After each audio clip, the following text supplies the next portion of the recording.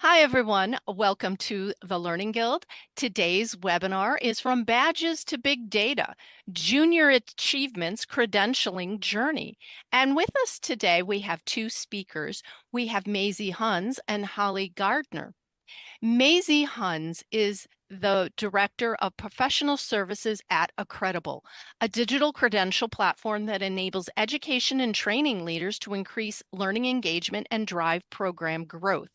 Specializing in creating and executing customized and results-driven strategies for credential program implementation and growth, Maisie has helped organizations such as MIT, CFA, Google, University of Oxford, MetLife, and others through the process of leveraging digital credentials. Her proven credential program framework is informed by industry experience, in-depth research, and marketing best practices, and has empowered numerous leaders in education to identify new market opportunities and harness learner demand. Holly Gardner is VP, Head of Workforce at Junior Achievement USA. She is passionate about empowering individuals and institutions to achieve economic success and prepare for the future of work. At Junior Achievement, she and her team operate at the intersection of corporate partners, learners, and funders, focused on diversifying revenue streams and creating a sustainable cycle of impact and revenue. Holly is known for her ability to forge new partnerships, implement innovative technologies, and introduce fresh ways of working. A former EdTech entrepreneur, she serves on several boards and advisory committees related to educational technology and is an angel advisor and investor. And with that, I'm going to turn things over to Maisie, who's going to be sharing the presentation with us. So Maisie, when you're ready, go ahead and start sharing.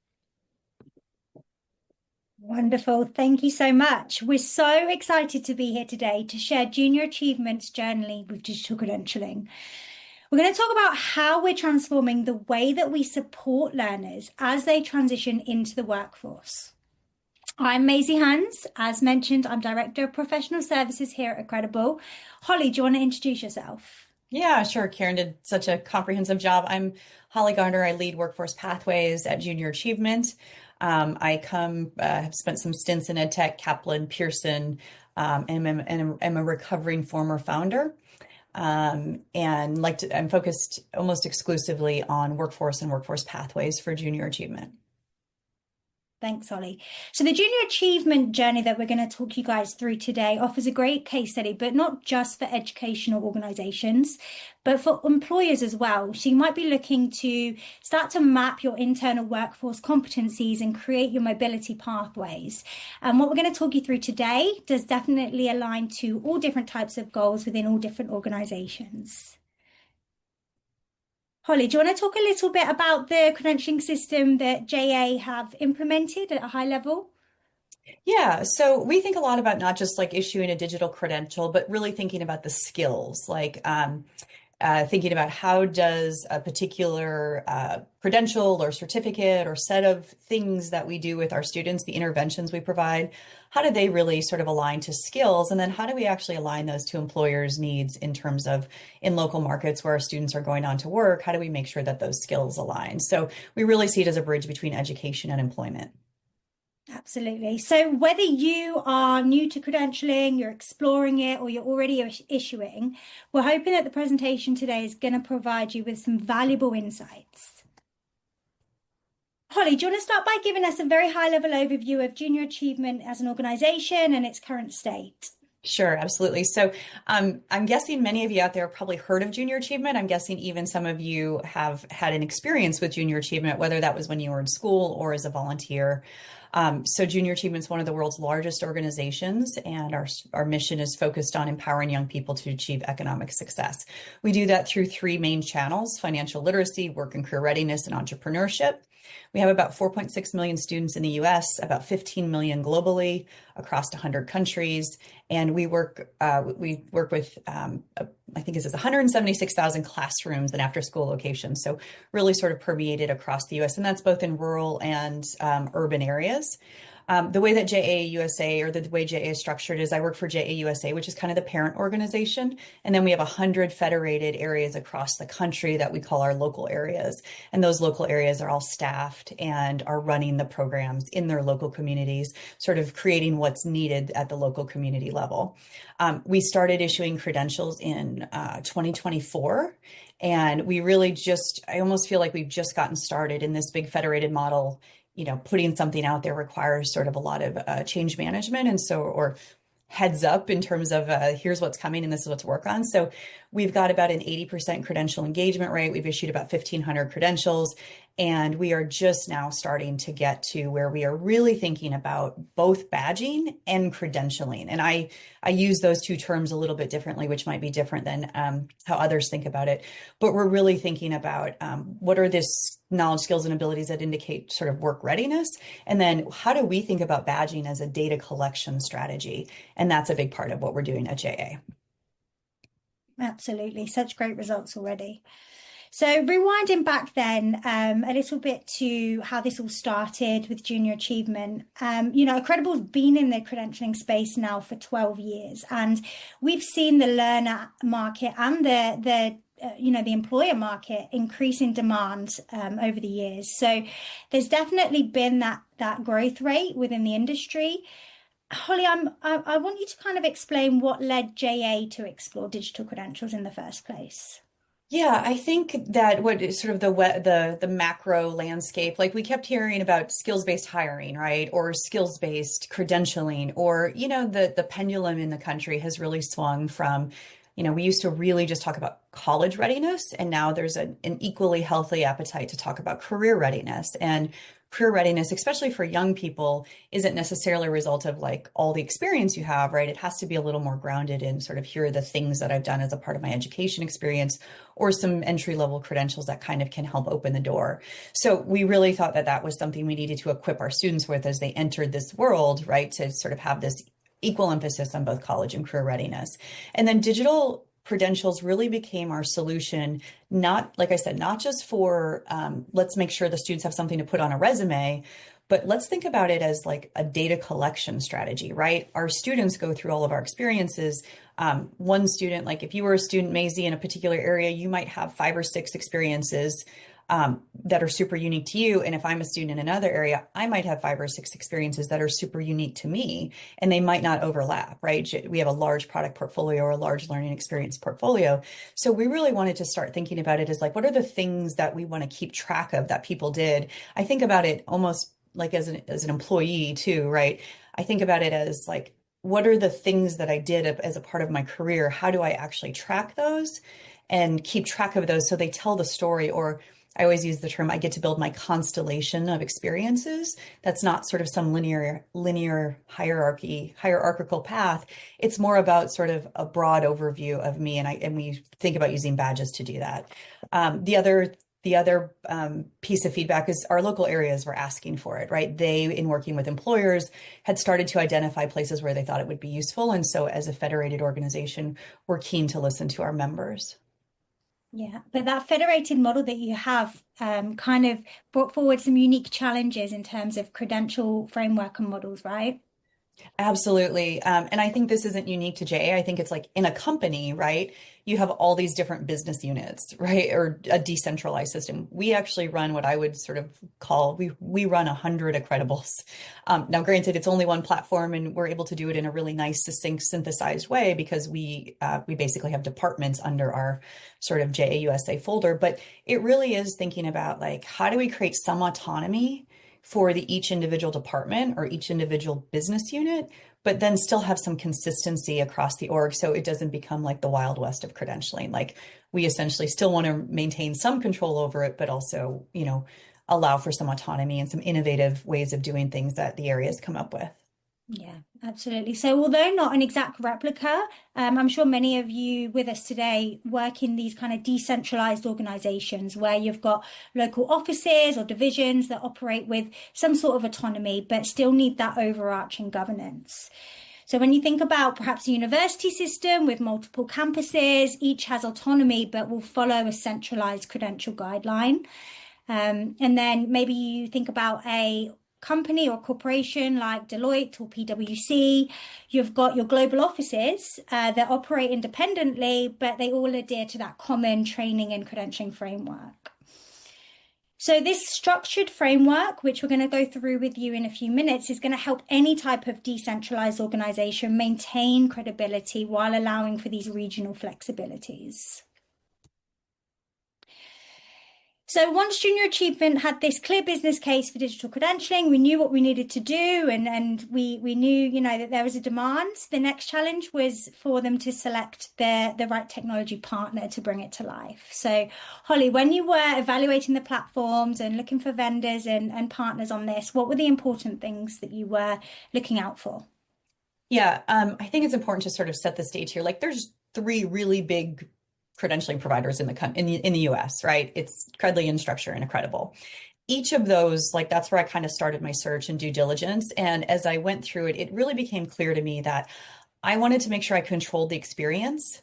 I wanted the URL, like this is kind of getting in the weeds, but I wanted the URL to be my URL the entire way through the system. So I didn't want to hopscotch someone back to saying like, whatever company that was. And so controlling that learner experience and making sure I could control the URLs was important. I also wanted to make sure that I could control what, if you send someone to someone else's site or that's a part of their journey, you can't control what happens on that site or what they're seeing. And so I really had a specific vision for how we wanted to lock down what this looked like. And I didn't want to have access to some of the other tools. For instance, some of them have talent marketplaces. Well, I have my own talent marketplace, so I don't want my students having the talent marketplace from one of the vendors. So that was a really important part. I wanted to be able to customize and brand it. We went through a debate if we even wanted anyone to know we were using a Credible. And the great thing with a Credible is you don't have to. No one has to know that. Our platform, we do reference a Credible as our vendor, but our platform looks like the JA credentialing platform. So that was really important to us to be able to customize and brand and make sure it looked like us. We wanted to make sure it's scaled. Like we have 100, like I said, we run 100 Credibles basically. And so making sure that all of the things around like, scalability, not just in setting those up, but in like the effective management of those, like efficiency, like if I have to do something in 100 departments, I want it to go well and to be quick. I also spent some time really kind of focusing on what the product roadmap was from the main vendors that I was evaluating.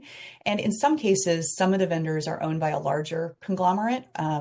So they have their own sort of internal stakeholders that they're using the platform for.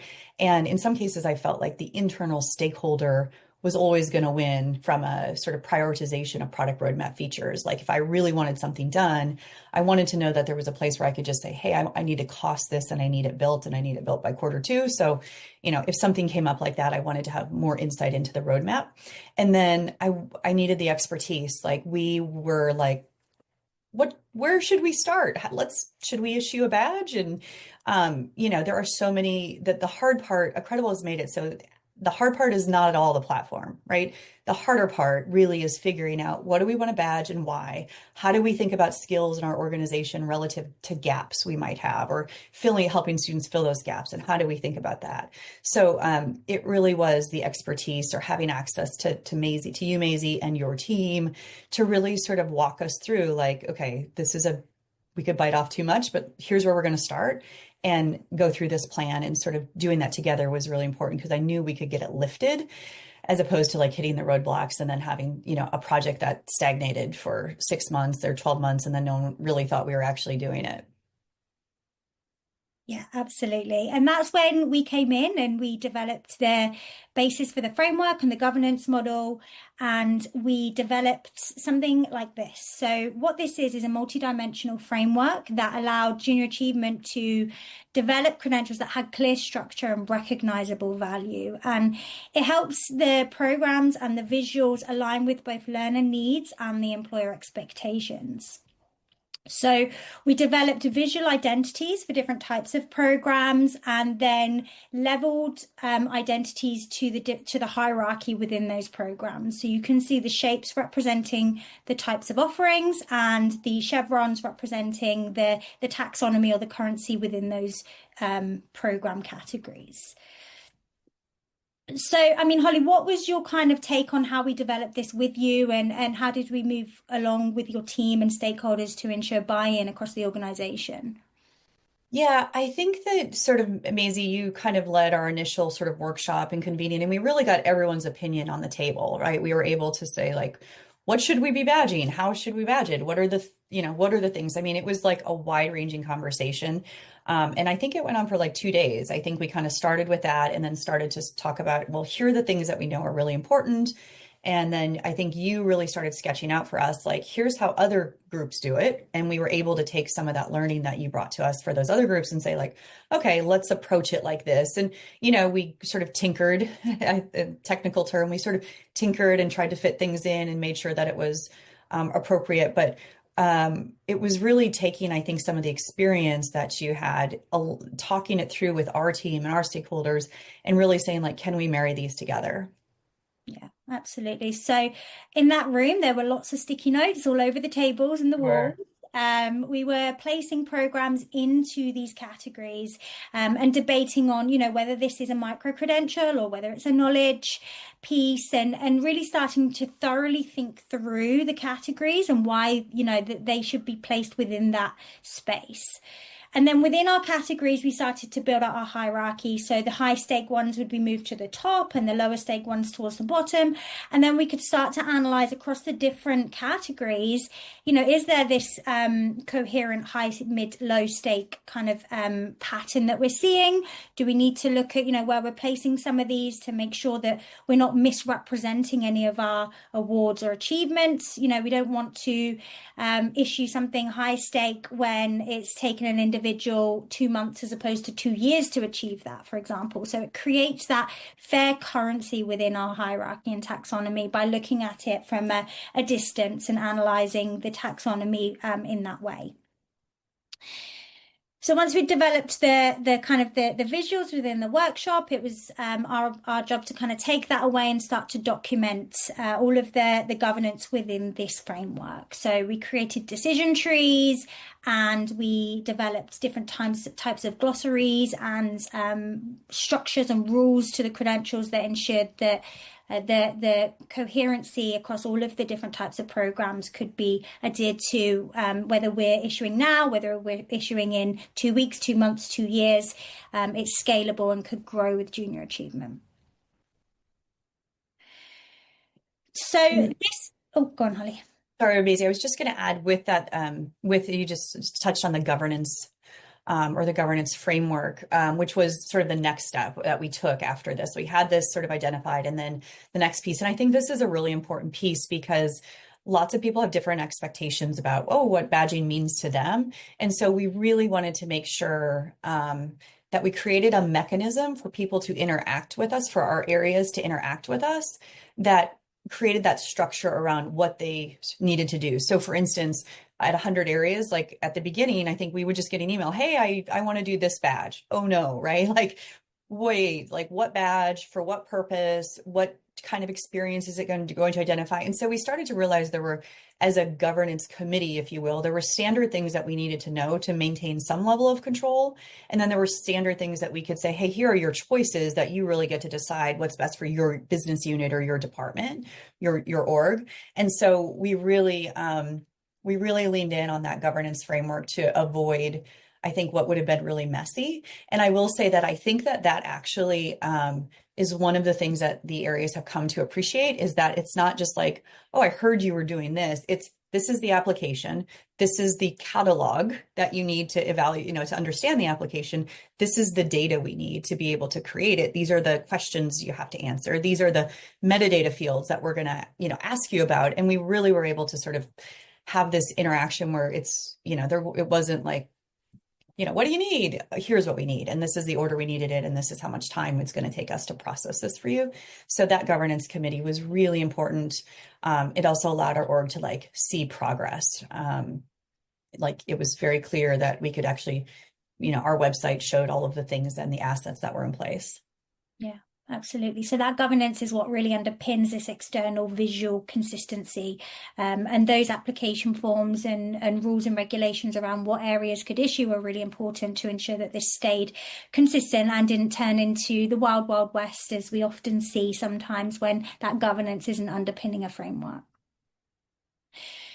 So this whole concept and methodology really derives from the IBM design thinking, traditional badge methodology. But what we do is we customize it and we base it on concepts that best represent the brand. So for junior achievement, for example, the micro credentials are a hexagon, which represents a cell within a beehive. And if you think about a micro credential being a piece of a larger learning experience, that very much represents a cell within a beehive. So you can start to see how these shapes and these kind of concepts really speak to the values of the junior achievement learning experiences. And although they are based on methodology and traditional best practice, they also really represent the brand well. And that's really important to uncover and develop as you're moving through these workshops and developing a framework.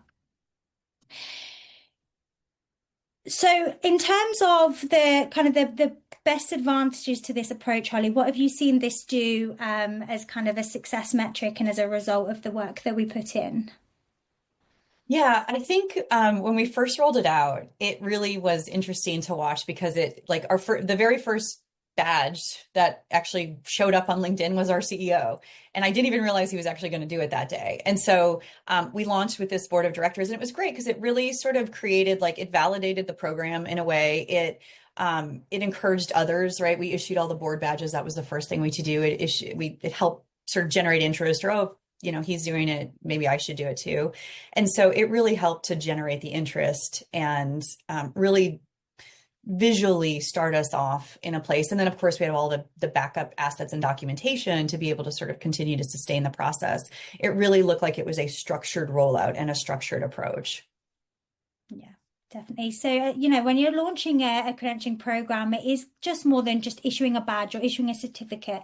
You really need those strong adoption strategies from the get-go for, the internal teams and the stakeholders and the learners as well. A common challenge that we do encounter is often educating internal stakeholders within the organization on, credentialing terms and, quick start training guides on how to issue a credential correctly and how to use the metadata correctly. So we actually did create junior achievement internal and external training videos to train not only the areas, but also the external learners and recipients that were receiving the credentials.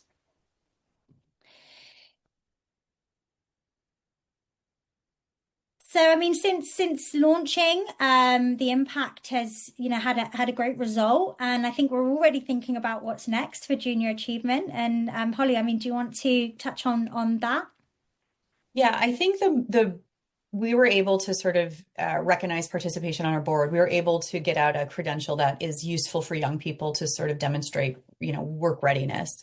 The thing that I'm most excited about, and I think that probably aligns most closely to how I think about it, like from a corporate perspective, is thinking about pathways and thinking about, like, within a big company, right? There are certain skills, knowledge, skills, abilities that are consistent by department. And so I think that there's this opportunity, and many of our corporate partners, that we work with are thinking like this, or thinking about this. I think there's this opportunity to think about, like, what is it about so-and-so that makes her so great? Everyone loves working with her. She's great at this job. What are the knowledge, skills, and abilities associated with that? And then how do we scan our environment to say, actually, we have a lot of other people who have those same knowledge, skills, and abilities that might also be really good at this? Or we have a gap, right? There's only one person here, and we have a gap and we want to fill it, but we want to fill it sort of internally, or we want to fill it with the best possible candidate. That's where I think badges really shine. It's not necessarily about, like, me having a credential that I want to put on a resume to sort of demonstrate my expertise. It's more about thinking sort of relative to the job I'm doing or to the company I'm doing the work in, to think about how I can use my badges to sort of create the next thing that I want to do, right? If I'm in this job, but I ultimately want to get to that job, is there a series of structured badges that I know those are the things that I have to do to be able to get there? And I think that's the most interesting thing that we're exploring with some of our corporate partners, especially as we think about young people, not a ton of experience. And so how do we help get these experiences that give them that ladder, if you will, to sort of mobility, or even in their cases, sort of an entry job, but then mobility within. And so I'm really excited about exploring badges um, for the sake of a data insight that I don't currently have. Mm. Yeah, absolutely. And these credentials can serve as a really great workforce tool. And the way that we can adopt this within workforce and corporations is by mirroring the workforce management strategies that Junior Achievement have employed, and enabling you to map skills and identify gaps to your workforce by creating these internal mobility pathways and identifying knowledge, skills, and abilities within the organization. So, Holly, what would you say is your biggest learnings that can be applied to workforce development, credentialing initiatives? Um, wow. I think for us, the breadth of opportunity with badges and credentials was kind of like, let's figure out exactly where we should be. There's just so much you could do. And so breaking off like a size, like a biteable chunk that you can say, let's just start here. Because otherwise it's super, it could be super overwhelming. And you think about, all the things and all the skills and all the jobs. Like, so just thinking about that, I think having the right partner is really important, to be able to lean on them, to lean on their expertise. We also kind of tried to decide really early on, what might this look like in the future? We didn't sort of plan to it, or we didn't sort of solution around it right then.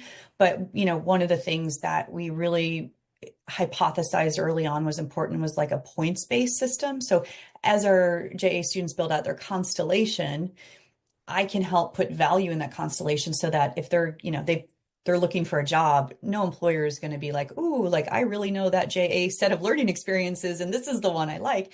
Like, we don't expect employers to have that depth of understanding of the JA programming. What we want to be able to allow the young people to convey is, these are the skills that I gained from these experiences. And even that, though, we'd want to make it sort of like, is there a way for an employer in our Smart Resume talent marketplace system to be able to see like someone who has really done a lot, or has, exemplified all of the things, or built the most skills, like blue chipper, if you will. Like, is there a way for us to use points? So we've always had that in the back of our mind as we've been moving towards it. And so I think that has helped us make sure that the decisions that we make don't preclude us from being able to do anything like that.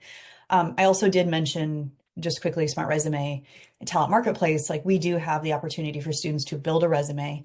It allows them to embed their credentials in it.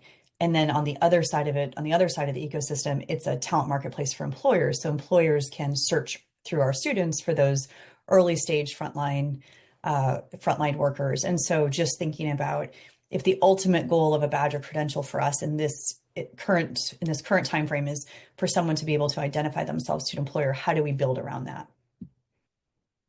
Yeah, great. Thanks, Holly. So before we start the Q&A, our team at Accredible would just like to invite you all to participate in Accredible's 2025 State of Credentialing Survey. It's going to inform our annual report on what the most successful training and education programs are doing differently to drive growth and help learners succeed in their careers. We've committed for a second year to plant a tree and make a donation to a non-profit in the education space for every response recorded. So the link to this survey is in the chat, and it will be open for another week or so. And I will now turn it over to Karen to get started with the Q&A. All right, wonderful. So there was one question, a couple of questions have come in, and they are, so are external employers able to verify the badges and credentials of the individuals? Yes, absolutely. We have a verification system, which is a one-click verification system. All right. And is there a repository somewhere of what the badges and credentials mean? Do you have like a glossary or something like that?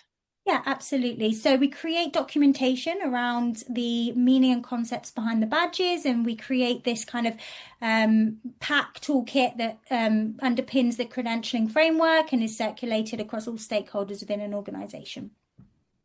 All right, wonderful. And so we're almost at the end of our time, and I'm just going to wait just a minute or so to see if any other questions come in. I'm not really seeing any other questions come in. Let's see here. One question. One moment. All right, so there is one person who is figuring out the difference between micro credentials, badges, certifications. How do you handle communicating these distinctions internally so that offices don't create certifications that should be individual micro credentials, for example? This is a hot topic for sure. Every organization will use these terms interchangeably, and it's about really identifying what those terms mean to your organization and then educating the rest of the organization on that. So these terms can mean different things within the industry, and we align it to best practice and standardization with you. And then we want to educate your internal teams on the meanings behind these terms and what it means in terms of your programs and your offerings.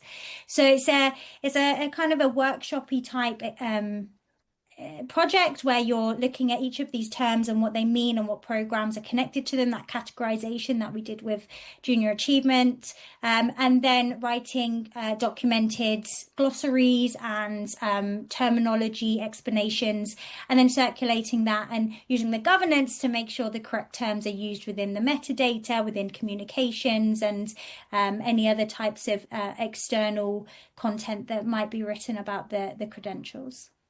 All right, very good. And one last and final question. How does a Credible work with a particular LMS at an organization? So we have various different types of integrations. We can definitely share a link to understand which we have integrations with, but we have a whole range of different integrations that you can connect as well as an open API. Okay, perfect. Well, that ends our session for today. Thank you very much, Maisie Huns. Thank you very much, Holly Garner, for giving us that great presentation, giving us a taste of the case study of what you've been doing at Junior Achievement with the Credible. So thank you so much, ladies. And I want to thank all of you attendees for taking the time out to attend this session. It is recorded. It will be in our sponsored library in the next few days. Thank you, everyone, and have a great rest of your day.